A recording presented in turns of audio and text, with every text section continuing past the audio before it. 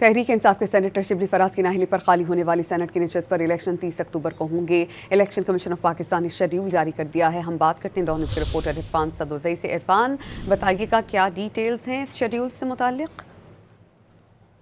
Saint کی جو general نشست کے لیے شیڈیول جاری کر دیا اور خیبر پختونخوا اسمبلی کے جو ارکان ہیں وہ 30 اکتوبر کو خالی نشست پر سینیٹر کا انتخاب کریں گے، اور اس حوالے سے کاغذات نامزدگی جمع کروانے کی جو تاریخ ہے وہ 8 اور 9 اکتوبر مقرر کی گئی ہے، اور امیدواروں کے ناموں کی جو اشاعت ہے وہ 10 اکتوبر کو ہوگی۔ اس کے علاوہ کاغذات نامزدگی کی جانچ پڑتال 13 اکتوبر کو ہوگی، اور نامزدگیوں کے خلاف اپیل دائر کرنے کی جو آخری تاریخ ہے وہ 15 اکتوبر مقرر کی گئی ہے، اور ٹریبیونل کی جانب سے اپیلوں کا جو فیصلہ ہے وہ 17 اکتوبر تک ہوگا۔